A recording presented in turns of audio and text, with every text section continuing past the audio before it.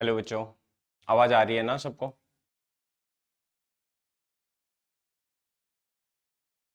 Good morning. क्या हाल है? ठीक हो सारे? अच्छा बच्चों, लास्ट चैप्टर तो हमारा कंप्लीट हो गया है ना। अब ये बता दो आप लोग की कुछ डाउट्स वगैरह हैं? आप लोगों ने क्वेश्चंस वगैरह कर लिया सारा? क्योंकि आज हम ना एक नया चैप्टर स्टार्ट करेंगे और वो चैप्टर है आपका क्या, वैद्युत रसायन, इलेक्ट्रोकेमिस्ट्री, है ना। चैप्टर बहुत मजेदार होने वाला है बच्चों, लेकिन मजेदार तब होगा जब आप लोग साथ दोगे। मैंने पहले भी मेंशन किया है ये सारी बातें कि आप लोग अगर अच्छे से ना पढ़ोगे, साथ साथ मैं जितना कंसेप्ट करा रहा हूँ वो करूँ, अगर आप लोगों को कुछ नहीं समझ आ रहा है तो वीडियो सारी अवेलेबल रहती है, आप दोबारा देख सकते हो ये सारी चीजें, तो आप दोबारा भी देख लो एक बारी। और जो भी एनसीईआरटी में क्वेश्चंस हैं वो साथ साथ आप अटेम्प्ट करते चलो, और साथ में तो मैं असाइनमेंट्स आपको प्रोवाइड करूंगा ही, लेकिन तब बेटा वो काम आएगा जब आप पहले ही अपना टास्क कंप्लीट रखोगे, है ना। ये सारी चीजें। और वैसे इस चैप्टर के लिए मैं आपको थोड़ी सी टिप देता हूँ, बहुत ही इंपॉर्टेंट चैप्टर होने वाला है हर तरह से, चाहे आपके बोर्ड में अगर इसकी वेटेज देखी जाए तो भी बहुत ज्यादा पूछा जाता है, और बाकी वैसे देखा जाए कॉम्पिटेटिव वगैरह में अगर कोई देना चाहता है एग्जाम तो भी बहुत पूछा जाता है। और समझने वाला चैप्टर है, कंसेप्चुअल चैप्टर है बिल्कुल।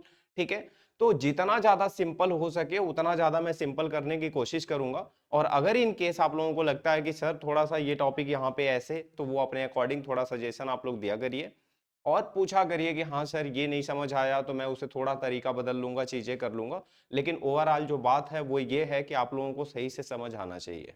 ठीक है, तो टाइम टाइम पे रिएक्ट करते रहा करो कि हाँ ये नहीं समझ आ रहा है। ठीक है, तो चैप्टर स्टार्ट कर लेते हैं। ध्यान देना, यानी वैद्युत रसायन, इलेक्ट्रोकेमिस्ट्री। चलो बच्चों यहां से स्टार्ट करते हैं। चैप्टर में क्या क्या है भाई, पहले बात तो जान लेते हैं इलेक्ट्रोकेमिस्ट्री होती क्या है बच्चों। इलेक्ट्रोकेमिस्ट्री की बात करें तो ये विज्ञान की वह शाखा है जिसमें स्वतः परिवर्तित रासायनिक अभिक्रियाओं से विद्युत उत्पादन तथा विद्युत ऊर्जा द्वारा गैर स्वतः परिवर्तित रासायनिक परिवर्तन करने से संबंधित है। सभी प्रक्रियाएं रेडॉक्स अभिक्रियाओं पर आधारित है। अगर मैं थोड़ा सा बहुत बेसिक बताने की कोशिश करूंगा इसमें, तो ध्यान देना, ये ऐसी केमिस्ट्री है जहां पे हम ये जानेंगे कि किसी भी अभिक्रिया में, किसी भी रासायनिक अभिक्रिया के फलस्वरूप कैसे बिजली बनती है, या फिर किसी भी रासायनिक अभिक्रिया में हम बिजली दे के कैसे कोई भी अभिक्रिया पूरा करते हैं, है ना। कोई अभिक्रिया करनी हो उसमें हम बिजली देते हैं, या फिर कोई ऐसी अभिक्रिया जिसके फलस्वरूप क्या होती है, बिजली बनती है। वो सारी बातें इस चैप्टर में होने वाली है। ठीक है, रेडॉक्स अभिक्रिया की बात करूं बच्चों अगर आप लोगों से, तो आप लोग जायज जानते हो ऑक्सीकरण और अपचयन, जानते हो ना। ऑक्सीकरण और अपचयन क्या होता है, तो आप लोगों ने 10वीं वगैरह में ये बातें पढ़ रखी हैं, लेकिन फिर भी मैं आराम से सारी चीजें कराऊंगा जितना है सब कुछ। ठीक है, साथ साथ बस ध्यान देते रहना। इस चैप्टर में अगर मैं बात करूं ना, तो बेसिकली हम बात करेंगे बैटरी की। जैसे आप लोगों ने ना अपने फोन की बैटरी देखी है, रिचार्जेबल है ना आपके फोन की बैटरी। ठीक है, वो बैटरी भी इसी तरह से काम करती है, वही पढ़ना है हमें। आपने कार की बैटरी देखी होगी, आपने बाइक की बैटरी देखी होगी, है ना। आपके घड़ी में एक सेल लगता है छोटा सा गोल सा, वो सेल देखा होगा, है ना। तो कहने का मतलब है इन्हीं सारी बैटरीज के बाद हमें बात करनी है, और ये सब काम कैसे करते हैं। ठीक है, ये बिजली कैसे पैदा करते हैं और फिर कैसे आपका काम करते हैं। ठीक है, चलो ध्यान देना। रेडॉक्स अभिक्रिया होती क्या है बच्चों, तो पहले बात जानते हैं क्या, ऑक्सीकरण।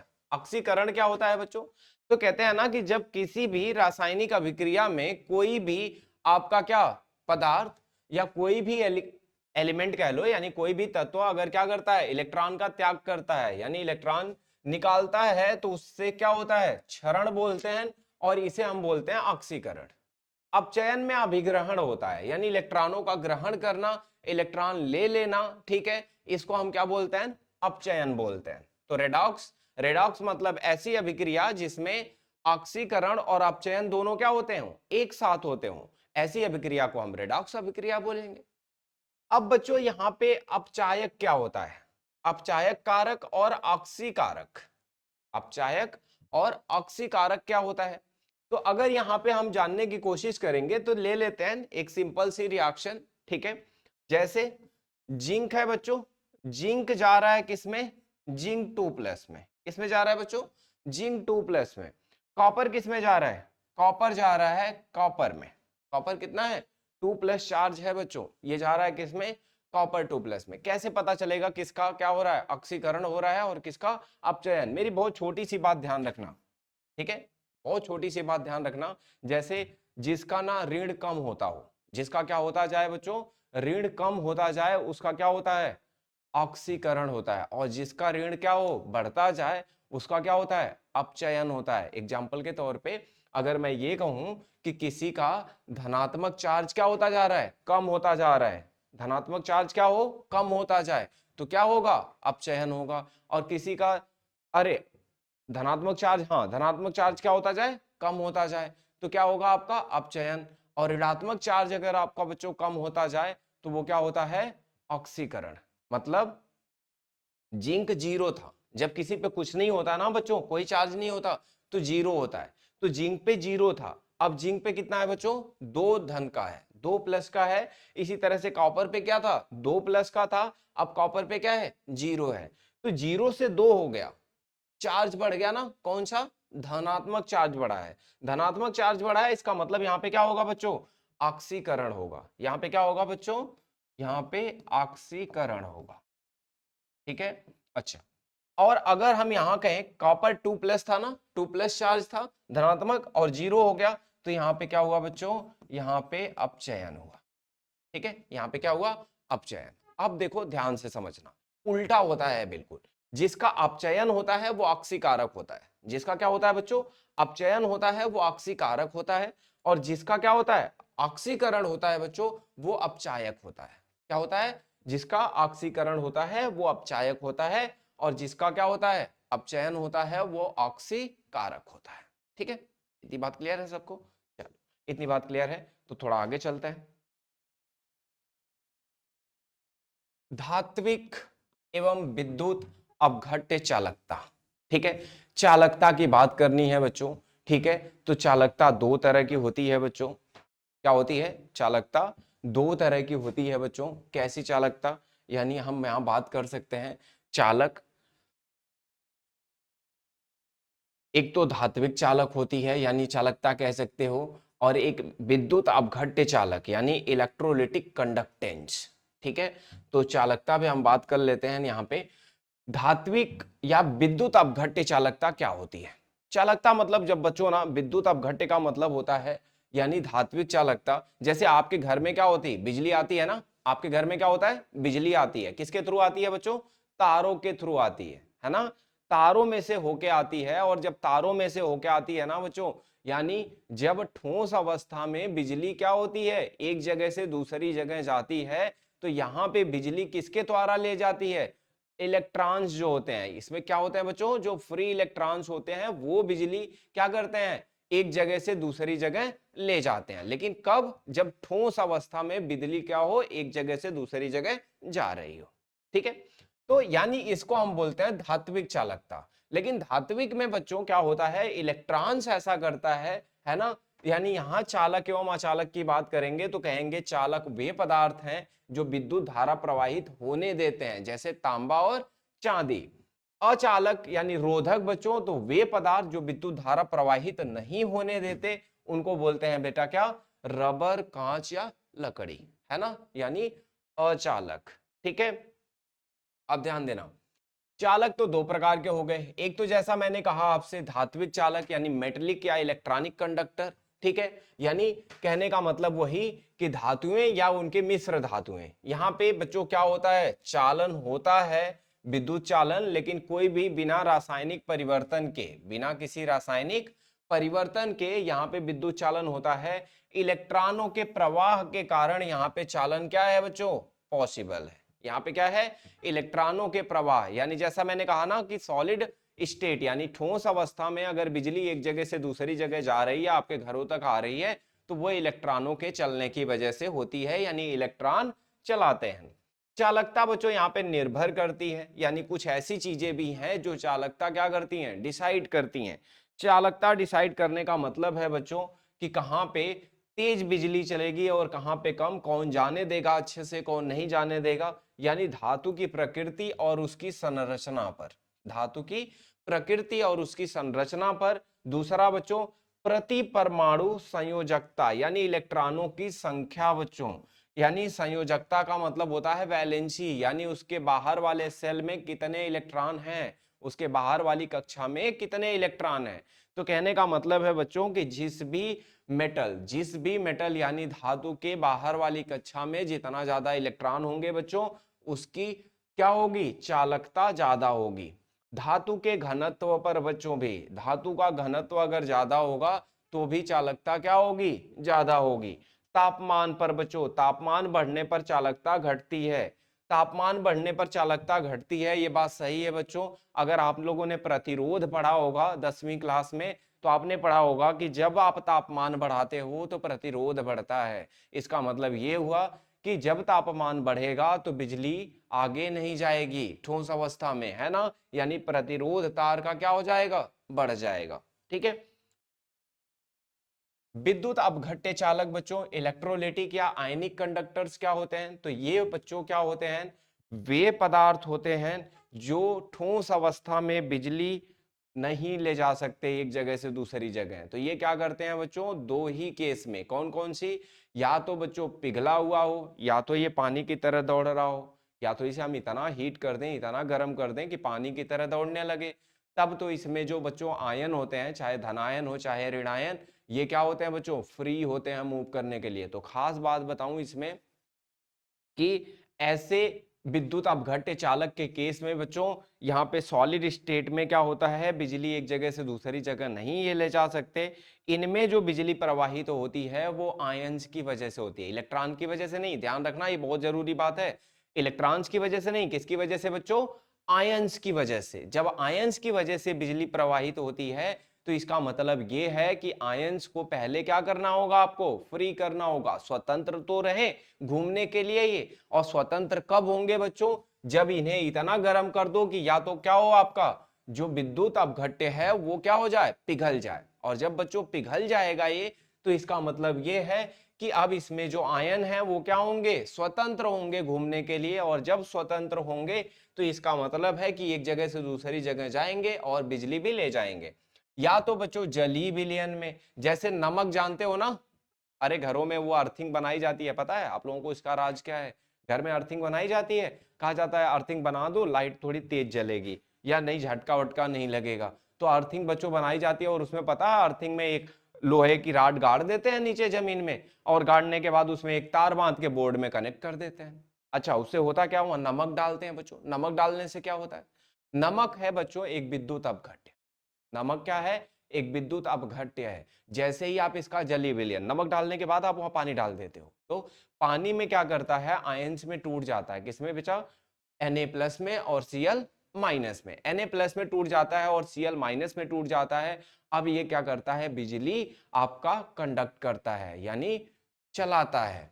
ठीक है, तो ध्यान रहे, कहने का मतलब यही है यहाँ पे कि जब जलीय विलयन बनाओगे तो भी विद्युत अपघट्य आपका क्या होगा, आयनों में बदल जाएगा, परिवर्तित हो जाएगा, यानी यहां भी फ्री हो जाएगा चलने के लिए।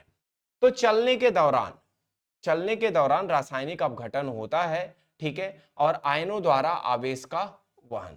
तो ये एक ऐसा प्रोसेस होगा बच्चों, ऐसी विधि है जहां पे यहाँ पे क्या होता है, रासायनिक परिवर्तन होता है, चालन की वजह से यहाँ पे रासायनिक अपघटन होता है, और यहाँ आयन ही आवेश का वहन करते हैं, यानी चार्ज को ले जाते हैं।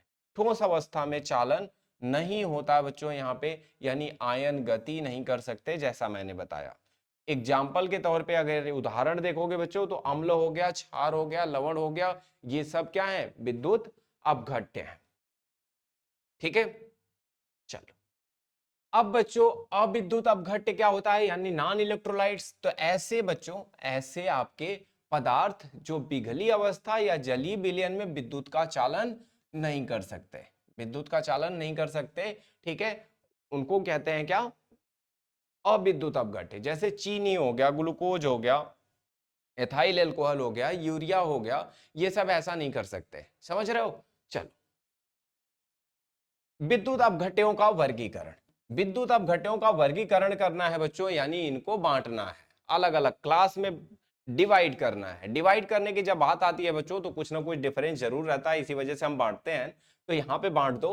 पहला है आपका प्रबल विद्युत अपघटन। प्रबल विद्युत अपघटन यानी स्ट्रॉन्ग इलेक्ट्रोलाइट। स्ट्रॉन्ग इलेक्ट्रोलाइट की बात करूं मैं बच्चों तो सबसे पहले बेसिक कंसेप्ट कि बच्चों जैसे सपोज करो आपने क्या किया, 200 मॉलिक्यूल नमक के लिए और पानी में डाल दिया।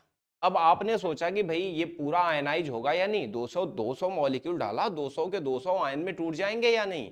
जैसा मैंने आप लोगों को चैप्टर 2 सॉल्यूशन में भी बताया है कि यहाँ जो अल्फा है ये है बच्चों वियोजन की मात्रा।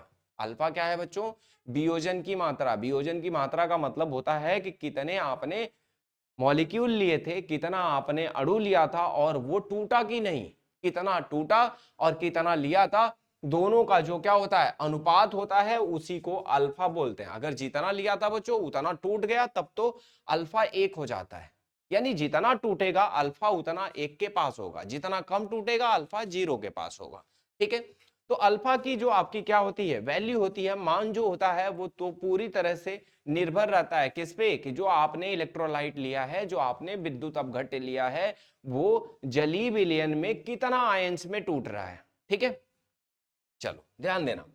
तो कहने का मतलब अब यहाँ पे यही है कि वे विद्युत अपघट्य जो विलयन में लगभग पूर्णतः क्या हो जाते हैं, आयनित हो जाते हैं, उनको हम बोलते हैं क्या, प्रबल विद्युत अपघट्य। एग्जाम्पल में है बच्चों NaCl, KCl, HCl, NaOH, NH4, NO3। ठीक है, ये सब ऐसे हैं जैसे ही आप इन्हें क्या करोगे जलीय विलयन बनाओगे इनका, ये पूरी तरह से आयन में क्या हो जाएंगे, टूट जाएंगे। इनका लगभग जो अल्फा होता है वो बच्चों क्या होता है 1 के बराबर होता है। जैसा मैंने कहा आपसे कि अगर पूरी तरह से आयनाइज हो जाता है तो ये 1 के बराबर होगा और नहीं होगा तो लेस देन 1 होगा, यानी उससे छोटा ही रहेगा। इतनी बात समझ आई बच्चों? ठीक है, तो ये प्रबल विद्युत अपघट्य है। अब दुर्बल विद्युत अपघट्य क्या होते हैं बच्चों? तो वही वाली बात कि अगर भाई इन्हें डालोगे विलयन में तो ये पूरी तरह से आयनित नहीं होंगे, यानी पूर्णतः आयनित नहीं होते हैं। जैसे ये हो गया आपका ethanoic acid CH3COH, H2CO3 carbonic acid हो गया, ये बोरिक एसिड हो गया, ये हाइड्रोजन साइनाइड हो गया, HgCl2 हो गया, ZnCl2 हो गया, NH4OH हो गया। ठीक है, ये सब ऐसे पदार्थ हैं बच्चों जो क्या होते हैं पूरी तरह से आयनाइज नहीं होते, पूरी तरह से आयनित नहीं होते, आयंस में नहीं टूटते। इनका मान यानी अल्फा का मान यहाँ पे क्या होता है बच्चों, हमेशा लेस देन क्या रहता है 1 रहता है। ठीक है, हमेशा क्या रहता है बच्चों, लेस देन 1 यानी 1 से छोटा रहता है। यहाँ पे क्या होता है बच्चों, साम्यावस्था आ जाती है। साम्यावस्था जानते हो ना? साम्यावस्था का मतलब होता है कि देखने में लगता है कि जो आपकी अभिक्रिया है वो रुक गई है, लेकिन रुकती नहीं है। कहने का मतलब जितना आगे की तरफ चलती है उतना ही पीछे की तरफ चलती है, यानी बराबर वेग से, बराबर स्पीड से। तो ऐसी सिचुएशन को हम क्या बोलते हैं बच्चों, साम्यावस्था बोलते हैं। तो यहाँ पे आयनित और अनायनित में, किसमें बच्चों, आयनित में और अनायनित में जब साम्यावस्था आ जाती है, और आती क्यों है, क्योंकि ये क्या है, दुर्बल विद्युत अपघट्य है, यानी वीक इलेक्ट्रोलाइट है। वीक इलेक्ट्रोलाइट के केस में क्या होता है, थोड़ी देर आयंस में टूटना शुरू होते हैं, इसके बाद फिर साम्यावस्था आ जाती है, अब टूटते नहीं है। ठीक है, यानी कुछ आयंस, कुछ मॉलिक्यूल, कुछ कण ऐसे बच जाते हैं जो आगे नहीं टूटते। चलो अब ध्यान देना, विद्युत चालकता को प्रभावित करने वाले कारक। विद्युत चालकता को प्रभावित करने वाले कारक, यानी चालकता को कौन प्रभावित करेगा भाई? तो पहली बात, सबसे पहली बात क्या है बच्चों, विद्युत अपघट्य की प्रकृति। विद्युत अपघट्य की प्रकृति, भाई सही बात है, जो पदार्थ आप ले रहे हो उसकी प्रकृति कैसी है, तो चालकता विलयन में उपस्थित आयनों की संख्या पर निर्भर करती है। अब बच्चों अगर यहाँ पे बात की जाए चालकता की, तो चालकता सही बात है, विलयन में कितने आयन होंगे, विलयन में क्या होगा बच्चों, कितने आयन होंगे, चालकता उस विलयन की इसी बात पे निर्भर करती है। तो जितना ज्यादा विलयन में आयन उतना ज्यादा चालकता। इसका मतलब अब यहाँ पे जरूर सही बात है, प्रकृति पे निर्भर करेगा। प्रबल विद्युत अपघट्य होगा तो अधिक आयन होगा, चालकता ज्यादा रहेगी, और अगर दुर्बल विद्युत अपघट्य हुआ तो कम आयन होगा और चालकता क्या रहेगी, कम रहेगी। ठीक है, इतनी बात समझ आई। अच्छा, दूसरा क्या है बच्चों, यहाँ पे विलायक की प्रकृति एवं श्यानता। श्यानता जानते हो बच्चों? ठीक है, आप लोगों ने 11वीं में पढ़ा होगा। श्यानता का मतलब होता है कोई भी जो लिक्विड है, कोई भी जो द्रव है, वो कितना गाढ़ा है। अगर उसे मैं घुमा रहा हूं या उसमें अगर मैं मूवमेंट करा रहा हूं तो हर एक लेयर ऊपर वाली लेयर को क्या करती है, रोकती है। यानी एक गाढ़ेपन से मतलब है, एक कंसंट्रेशन से मतलब है। तो जो सॉल्यूशन जितना क्या होता है आपका डेंस होता है, जितना ज्यादा गाढ़ा होता है ना, मतलब उसी को कहते हैं, उसकी श्यानता क्या होती है, ज्यादा होती है। तो यहाँ पे आप कंसेंट्रेशन से ले लेना। तो विलायक की प्रकृति पे, विलायक की प्रकृति और उसकी श्यानता पे, अगर ध्रुवीय विलायक होगा बच्चों तो आयनन ज्यादा होगा और चालकता ज्यादा होगी। ध्रुवीय अध्रुवीय तो जानते हो ना बच्चों, ध्रुवीय का मतलब जिसमें दो पोल जनरेट हो जाते हैं, धनायन और ऋणायन। विलायक की श्यानता बढ़ने पर चालकता घटती है बच्चों। यानी अगर विलायक की श्यानता क्या है, ज्यादा है बच्चों, तो भी उसकी चालकता क्या हो जाती है, कम हो जाती है। इतनी बात समझ आ रही है। चलो तीसरा क्या है, तीसरा है आपका आयनों का आकार एवं परिकोषण। परिकोषण का मतलब होता है बच्चों सॉल्वेशन। ठीक है, सॉल्वेशन का मतलब होता है जब किसी आयन को क्या करते हैं, हम पानी में डालते हैं ना, तो वो क्या करता है, उसको ना हाइड्रेशन करता है, सॉल्वेशन करता है, उसको घोलता है। ठीक है, घोलते टाइम एनर्जी रिलीज होती है या आयन की साइज बढ़ जाती है, इन्हीं की बात करनी है। तो कह रहा है प्रबल परिकोषण आयनों का प्रभावी आकार बढ़ाता है, चालकता घटती है। अब बच्चों क्या होता है कि किसी आयन को अगर मैं पानी में डालूंगा ना, तो उसे पानी के जितने भी कण होते हैं वो सब उसे घेरने लगते हैं और घेर के चिपकते हैं उससे। और जब चिपकते हैं भाई तो उसकी साइज क्या करते हैं, बढ़ा देते हैं। जब उसकी साइज बढ़ा देते हैं तो उसकी चालकता क्या होती है, घट जाती है। सारी बात, सारा खेल यहाँ पे बच्चों है कितनी स्पीड से वो आगे पीछे मूव करते हैं। तो अगर आप ही सोच के देखो कि यहाँ पे क्या होगा, परिकोषण की वजह से अगर उसका आकार बढ़ता जाएगा, आयन का साइज बढ़ती जाएगी, तो फिर वो क्या होगा, स्लो मूव करने लगेगा, उसकी स्पीड कम हो जाएगी। स्लो मूव करने से क्या होगी, चालकता क्या होगी बच्चों, कम हो जाएगी।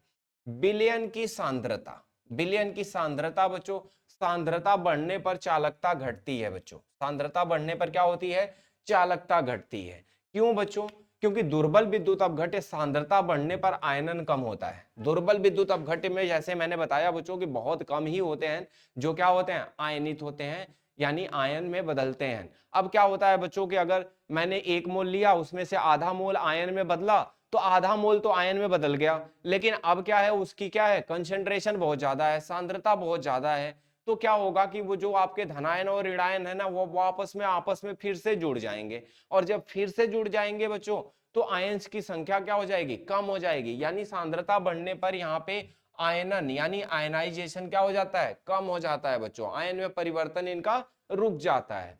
प्रबल विद्युत अपघट्य होगा बच्चों, तो सांद्रता बढ़ने पर आयन के बीच में आकर्षण बढ़ता है, इससे भी चालकता कम हो जाती है। अब आप सोच के देखो, अगर प्रबल भी होगा, बहुत सारे आयन होंगे, तो भी बच्चों इनके बीच में ना आपस में क्या होगा, आकर्षण होगा। आकर्षण की वजह से आयन मूव नहीं करेगा, रुक जाएगा, ठहर जाएगा। और जब ठहर जाएगा तो चालकता क्या हो जाएगी, कम हो जाएगी। तनुकरण बढ़ने पर चालकता बढ़ती है बच्चों। तनुकरण, तनुकरण का क्या मतलब होता है बच्चों, तनु का मतलब होता है विलयन में आपका विलायक का क्या करना, द्रव्यमान बढ़ाना, विलायक की क्वांटिटी बढ़ाना, विलायक की मात्रा बढ़ाना। तो जब किसी भी विलयन को आप क्या करते जाओगे, तनु करते जाओगे, बहुत ज्यादा उसको क्या करते जाओगे, हल्का करते जाओगे, बहुत ज्यादा आप उसमें विलायक मिलाते जाओगे, है ना, तो पतला होता जाएगा। यानी जो आपका विलेय है उसकी मात्रा क्या होती जाएगी, कम होती जाएगी। यानी गाढ़ा नहीं, बहुत हल्का हो जाएगा। जब ऐसा केस हो जाएगा ना पानी बढ़ाने से, तो उसकी चालकता क्या होती है, बढ़ती है। क्योंकि जैसे जैसे आप तनु करते हो ना विलयन को, तो ज्यादा से ज्यादा यहाँ पे क्या होता है, जो आपका पदार्थ होता है, जो विद्युत अपघट्य होता है, वो आयंस में टूटता है। और जब आयंस में ज्यादा टूटता है तो चालकता क्या होती है, बढ़ती है। तापमान बच्चों, तापमान बढ़ने पर आयनों के बीच आकर्षण कम होता है और चालकता बढ़ती है। सही बात है बच्चों, जब तापमान बढ़ाते हो ना, तो जो कण होते हैं उनकी स्पीड बढ़ती है, उनका वेग बढ़ता है। और जब वेग बढ़ता है बच्चों, तो वो ज्यादा स्पीड से मूव करते हैं। ठीक है, और ज्यादा स्पीड से मूव करेंगे तो क्या होगा, चालकता बढ़ेगी। यानी आकर्षण बल उनके बीच में क्या होता है, कम होता जाता है। ठीक है, अब बच्चों विद्युत अपघट्य चालन की क्रिया विधि समझना है। ठीक है, विद्युत अपघट्य चालन की क्या क्रिया विधि, क्या है बच्चों क्रिया विधि। तो जब हम विद्युत अपघट्य विलयन में डूबे इलेक्ट्रोड पर वोल्टेज लगाया जाता है, तो विद्युत अपघट्य के आयन गति करते हैं। यानी कहने का मतलब है एक सिस्टमैटिक सेल बनाया जाता है, इसमें एक कैथोड और एक एनोड। जब बच्चों दोनों सिरे पे हम क्या करते हैं, धन आयन और ऋणायन से जोड़ देते हैं बैटरी के, यानी जब इसमें बिजली प्रवाहित करते हैं तो यहाँ पे क्या होता है बच्चों, धनायन और ऋणायन क्या करने लगते हैं, मूव करने लगते हैं। तो कह रहा है जब विद्युत अपघट्य विलयन में डूबे इलेक्ट्रोड पर वोल्टेज लगाया जाता है, यानी जब आप इलेक्ट्रोड पे क्या करोगे, वोल्टेज लगाओगे कैथोड और एनोड पे, तो ये दोनों क्या करने लगेंगे, आयन जो होते हैं वो इधर उधर क्या करेंगे, मूव करेंगे। इसी के परिणाम स्वरूप विद्युत धारा विद्युत अपघट्य विलयन से प्रवाहित होती है, यानी आयनों के प्रवाह की वजह से विद्युत धारा क्या होती है आपके यहाँ पे, बहती है, ठीक है, प्रवाहित होती है। तो समझते हैं चालकता क्या होती है बच्चों, कंडक्टिविटी। चालकता क्या होती है, तो कहते हैं विद्युत अपघट्यों की विद्युत धारा चालन की क्षमता को, विद्युत धारा चालन की क्षमता को क्या बोलते हैं बच्चों, चालकता बोलते हैं या विद्युत चालकता कहते हैं। यानी कहने का मतलब है कि अगर आप विद्युत अपघट्य की बात कर रहे हो बच्चों, तो आपके विद्युत अपघट्य जब पानी में डलते हैं तो यहाँ पे क्या होते हैं, आयन में बदलने लगते हैं, और इन्हीं सारे आयनों की वजह से विद्युत धारा प्रवाहित होती है। तो किसी भी विलयन की जो क्या होती है, चालकता होती है, वो उसमें उपस्थित आयनों की संख्या से पता चलता है ना, कि विद्युत अपघट्य कितना विद्युत धारा वहां पे क्या करेगा, प्रवाहित करेगा, उसी को हम क्या बोलेंगे, चालकता बोलेंगे। ठीक है, क्लियर हो सारे। तो ये तो बात हो गई बच्चों चालकता की। अब चालकता के बाद बात करें बच्चों तो ओम का नियम है। ओम का नियम 10वीं में पढ़ा है आप लोगों ने और फिर से वापस आया है, फिर से वापस आया है बच्चों। 10वीं में आप लोगों ने तार के लिए पढ़ा था, ठोस अवस्था में पढ़ा था। यहाँ पे बच्चों आपको क्या पढ़ना है, विद्युत अपघट्य के लिए पढ़ना है। रासायनिक अभिक्रिया के फलस्वरूप जो क्या हो रही है, विद्युत धारा प्रवाहित हो रही है, इसके लिए पढ़ना है। वहां पे आपने जो कुछ भी पढ़ा प्रतिरोध वगैरह, वो सारा सब कुछ किसके लिए था बच्चों, ठोस अवस्था में किसी धातु के लिए था, ठीक है, यानी कंडक्टर के लिए। लेकिन यहाँ पे बच्चों ये सब कुछ किसी पदार्थ यानी विद्युत अपघट्य के लिए है, यानी सॉलिड स्टेट में, यानी जैसे आपने अम्ल वगैरह पढ़ा, यानी रासायनिक अभिक्रिया में, यानी उन विलयन की प्रतिरोध वगैरह की बात होगी यहाँ पे, विलयन में प्रवाहित विद्युत धारा की बात होगी यहाँ पे, ठीक है। तो ध्यान रहे किसी चालक में प्रवाहित धारा उसके सिरों के बीच लगाए विभवांतर के अनुक्रमानुपाती होती है। आप जानते हो कि जब क्या करते हैं, दो किसी भी कंडक्टर के, किसी भी धात्विक चालक के बाहरी सिरे पे, आखिरी सिरे पे जब हम क्या करते हैं, विभवांतर लगाते हैं, यानी बैटरी जोड़ते हैं, तो उसमें क्या होती है, धारा बहती है, और जो बहने वाली धारा होती है बच्चों, वो आई डायरेक्टली यानी समानुपाती होती है किसके, वोल्टेज के लगाए हुए विभवांतर के। लेकिन बात यहाँ पे ये है बच्चों की टेम्परेचर आपका नहीं बदलना चाहिए। टेम्परेचर बदला तो चीजें बदल जाती हैं। और आई अगर समानुपाती है V के बच्चों, तो V और I का जो अनुपात होता है वो क्या रहता है बच्चों, कांस्टेंट रहता है। और इसी कांस्टेंट को हम क्या बोलते हैं, R बोलते हैं, यानी स्थिरांक को, ठीक है, क्या बोलते हैं, R। R क्या है बच्चों, यहाँ पे चालक का प्रतिरोध है। R क्या है बच्चों, चालक का प्रतिरोध है। इतनी बात समझ आई, क्लियर है सबको ओम का नियम। यहाँ पे ओम का नियम लगाया जाएगा बच्चों दो धातु प्लेट के बीच में, यानी बैटरी अगर आपने लगा रखी है तो आपको पता है बैटरी में दो प्लेट होती हैं। दोनों प्लेट के बीच में जो आप क्या करोगे, विद्युत अपघट्य भरोगे, जो रासायनिक सब्सटेंस भरोगे, पदार्थ भरोगे, उसे दोनों प्लेट के बीच में लगे हुए विभवांतर से पता चलेगा कि इस दोनों प्लेट के बीच में कितनी विद्युत धारा क्या होनी है, प्रवाहित होनी है, ठीक है। चलो ध्यान देना, प्रतिरोध क्या होता है बच्चों, प्रतिरोध, प्रतिरोध यह धारा के प्रवाह में अवरोध का माप है। यह धारा के प्रवाह में बच्चों क्या है, अवरोध का माप है। आप लोग भी जानते हो कि विद्युत धारा प्रवाह में रुकावट कौन रोकता है, कितना रोकता है, उसी रुकावट की माप को ही हम क्या बोलते हैं, प्रतिरोध बोलते हैं बच्चों। और जब प्रतिरोध बोलते हैं तो यहाँ पे फॉर्मूला क्या होता है बच्चों, तो R की जब हम बात करेंगे यहाँ पे, तो R इक्वल टू होता है रो L बाई ए बच्चों। यहाँ पे समझते हैं, यहाँ पे दो प्लेट की बात की है मैंने। अब यहाँ ध्यान देना, दो प्लेट अगर मैंने यहाँ पे कंसीडर किया है बच्चों, ठीक है, तो आपको याद होगा, देखो ये जो दो प्लेट के बीच की क्या होती है बच्चों, डिस्टेंस होती है ना, इसी को हम क्या लेते हैं, L लेते हैं, यानी लेंथ। जो बैटरी होती है ना बच्चों, उस बैटरी के बीच में जब निकाल के आप देखोगे खोल के, तो प्लेट लगाई जाती हैं। उनके प्लेट के बीच की जो डिस्टेंस होगी ना, जो दूरी होगी ना, उसी को हम क्या लेंगे, L लेंगे बच्चों। और जो ये प्लेट है ना बच्चों, ये जो प्लेट है, इसी के क्षेत्रफल की बात करेंगे, यानी अनुप्रस्थ काट का क्षेत्रफल, तो जो इस प्लेट का क्या होगा, क्षेत्रफल होगा ना बच्चों, उसी को हम क्या बोलेंगे, ए बोलेंगे, एरिया। ठीक है, और यहाँ पे रो बच्चों विशिष्ट प्रतिरोध है। रो क्या है बच्चों, विशिष्ट प्रतिरोध है। और ये जो बच्चों विशिष्ट प्रतिरोध है ना, ये केवल और केवल क्या होता है, मटेरियल यानी पदार्थ के नेचर पे ही निर्भर करता है। यानी अलग अलग पदार्थ के लिए विशिष्ट प्रतिरोध क्या होगा, अलग अलग होगा। ठीक है, ये कंसेंट्रेशन वगैरह पे नहीं बच्चों, ये केवल और केवल पदार्थ के क्या, प्रकृति पे निर्भर करता है। ठीक है, ओम क्या होता है, मात्रक होता है प्रतिरोध का। प्रतिरोध का मात्रक क्या होता है बच्चों, ओम होता है। ठीक है, इतनी बात समझ आ रही है। इतनी बात अगर बच्चों समझ आ रही है तो आप लोगों को पता है कि आर जो होता है वो समानुपाती होता है किसके, लेंथ के, यानी लंबाई के, यानी दोनों प्लेट के बीच की लंबाई कितनी है उसके समानुपाती होता है। और आर बच्चों व्युत्क्रमानुपाती होता है इसके अनुप्रस्थ काट के क्षेत्रफल के, यानी प्लेट का क्षेत्रफल जितना ज्यादा होगा बच्चों, यहाँ पे प्रतिरोध उतना क्या होगा, कम होगा। इन दोनों को बच्चों एक साथ जोड़ के फॉर्मूला बना लेंगे, R equal to rho L upon में ए। इतनी बात क्लियर है बच्चों। अगर इतनी बात क्लियर है तो आगे चलते हैं। अब है बच्चों यहाँ पे विशिष्ट प्रतिरोध यानी रजिस्टिविटी या स्पेसिफिक रेजिस्टेंस। ठीक है, अगर यहाँ पे बात करें बच्चों 1 सेंटीमीटर लंबाई 1 सेंटीमीटर स्क्वायर अनुप्रस्थ काट वाले चालक का प्रतिरोध, यानी बात करेंगे बच्चों जैसा कि मैंने पीछे फिगर की बात की। ठीक है, तो अगर एक प्लेट है जिसके अनुप्रस्थ काट का क्षेत्रफल कितना हो जाए, 1 सेंटीमीटर स्क्वायर हो जाए बच्चों, और दोनों प्लेट के बीच की डिस्टेंस कितनी हो जाए बच्चों, दोनों प्लेट के बीच की डिस्टेंस हो जाए कितनी, 1 सेंटीमीटर।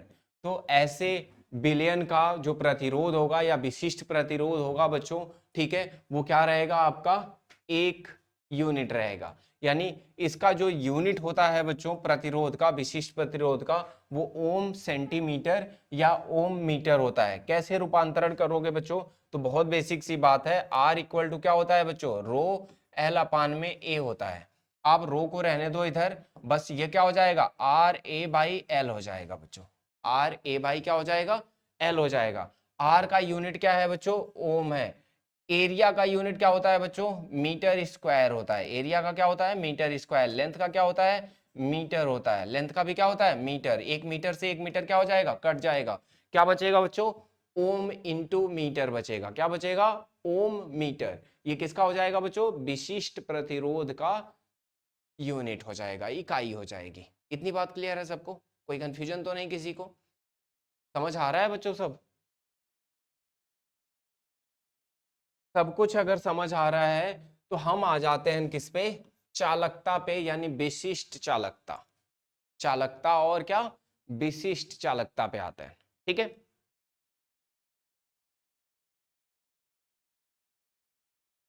अच्छा ध्यान देना, चालकता क्या होती है बच्चों, तो कह रहा है यह प्रतिरोधकता का व्युत्क्रम है, यानी इसे के से दर्शाया जाता है।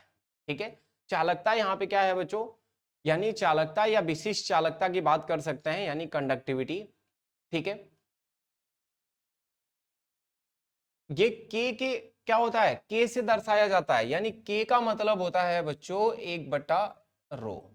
यानी जो आपने अभी विशिष्ट प्रतिरोध निकाला ना, उसी का क्या, व्युत्क्रम, उसी का व्युत्क्रम, उसी के व्युत्क्रम के क्या होता है, बराबर होता है। समझ रहे हो, यानी कहने का मतलब है अगर इसके एसआई मात्रक की बात की जाएगी बच्चों, तो रो का क्या था, ओम मीटर था, तो क्या हो जाएगा बच्चों, ओम इनवर्स हो जाएगा, और मीटर पे क्या रहेगा, इनवर्स। अच्छा, ओम इनवर्स को ना बच्चों क्या बोलते हैं, साइमन बोलते हैं। ओम इनवर्स को क्या बोलते हैं, साइमन बोलते हैं। और साइमन बोलते हैं तो एस से लिखेंगे, इसका मतलब इसका हो जाएगा क्या, साइमन सेंटीमीटर इनवर्स या फिर साइमन मीटर इनवर्स। ठीक है, जो भी आपको याद रखना हो। इतनी बात समझ आ रही है बच्चों, ठीक है, तो इसका मात्रक ये हो जाएगा। चालन क्या होता है बच्चों, चालन उल्टा होता है किसका बच्चों, प्रतिरोध का, यानी 1 बटा क्या हो जाएगा बच्चों, आर हो जाएगा। इसको जी से रिप्रेजेंट करते हैं बच्चों, इसी से लिखते हैं। जी इक्वल टू क्या होता है बच्चों, 1/r होता है। जी क्या होता है बच्चों, आपका चालन होता है, यानी कंडक्टेंस। चालन आपका बच्चों क्या रहेगा, व्युत्क्रम रहेगा किसका, प्रतिरोध का। किसी विलयन का प्रतिरोध ज्यादा है तो चालन क्या हो जाएगा, कम हो जाएगा, प्रतिरोध कम है तो चालन ज्यादा हो जाएगा। समझ रहे हो? तो यानी यहाँ पे मात्रक क्या हो जाएगा बच्चों, तो इसका मात्रक होता है ओम, तो इसका मात्रक हो जाएगा ओम इनवर्स, या फिर केवल बच्चों क्या, साइमन। क्या बच्चों, साइमन। इतनी बात क्लियर है सबको? ठीक है। इसके बाद है बच्चों मोलर कंडक्टिविटी। क्या है बच्चों, मोलर कंडक्टिविटी। ध्यान से समझना, एक मोल विद्युत अपघट्य को विलयन में घोलने पर उत्पन्न सभी आयनों की चालन क्षमता को मोलर चालकता कहते हैं। क्या कहते हैं बच्चों, एक विद्युत अपघट्य को विलयन में घोलने पर उत्पन्न सभी आयनों की क्षमता को, है ना, उत्पन्न सभी आयनों की चालन क्षमता को हम क्या बोलते हैं बच्चों, उसकी मोलर चालकता कहते हैं। अब ध्यान से समझोगे तो कहने का मतलब यह है कि एक विलयन लिया, उसमें एक मोल कोई भी क्या कर दिया, विद्युत अपघट्य मिला दिया। अब एक मोल विद्युत अपघट्य मिला दिया बच्चों, तो वहां पे क्या होगा, आयन उत्पन्न होंगे। जरूरी तो नहीं है कि पूरा आयन में कन्वर्ट हो जाएगा, नहीं, लेकिन जितना भी होगा, कहने का मतलब जितना आयन वहां पे क्या होंगे, उत्पन्न होंगे, वो उसकी क्या होगी, मोलर चालकता होगी बच्चों। मोलर चालकता इसलिए क्योंकि आपने केवल विद्युत अपघट्य एक ही मोल मिलाया है। ठीक है, तो किसी भी विलयन के एक मोल मतलब विद्युत अपघट्य की वजह से जो आयन उत्पन्न होंगे उनकी चालन क्षमता को हम क्या कहेंगे, मोलरता कहेंगे। इसको बच्चों लैम्डा एम से रिप्रेजेंट करते हैं। इसको क्या करते हैं बच्चों, लैम्डा एम से हम दिखाते हैं। विशिष्ट चालकता यहाँ पे आपकी बच्चों क्या होती है, यानी कहने का मतलब है विशिष्ट चालकता के और मोलर सांद्रता सी में अगर आपको क्या देखना है, संबंध देखना है, तो लैम्डा के अपान में क्या होता है बच्चों, सी होता है। क्या होता है बच्चों, के अपान में सी होता है बच्चों। और यहाँ पे लगा देते हैं 1000, यहाँ क्या लगा देते हैं बच्चों, 1000। जब आपका सी क्या होता है बच्चों, मोल पर लीटर में होता है। जब इसकी इकाई किस में हो बच्चों, मोल पर लीटर, जानते हो ना, मोलरता होती है। मोल पर लीटर क्या होती है बच्चों, मोलरता होती है। ये क्या है आपका, मोलरता है। ठीक है, तो जब ये क्या होगा, मोलरता होगी, यहाँ पे सांद्रता यानी मोल पर लीटर में रखोगे तो ऊपर क्या लगना, 1000 रखना। के क्या है बच्चों, कंडक्टिविटी, यानी क्या है बच्चों, विशिष्ट चालकता है। क्या है बच्चों, विशिष्ट चालकता है। ठीक है, कितनी बात क्लियर है? अगर आप यहाँ पे यूनिट की बात करोगे बच्चों, तो यूनिट क्या हो जाएगा आपका, तो यूनिट हो जाएगा आपका सीधा सीधा Simon centimetre square mole inverse. आप चाहो ये चीजें तो आप रख भी सकते हो। कैसे रखोगे बच्चों, तो के क्या होता है आपका बच्चों, के होता है आपका साइमन सेंटीमीटर इनवर्स। लेकिन ये बच्चों क्या है, कंसंट्रेशन है। कंसंट्रेशन को मोल पर सेंटीमीटर क्यूब में रख दो। किस में रखोगे बच्चों, मोल पर सेंटीमीटर क्यूब में।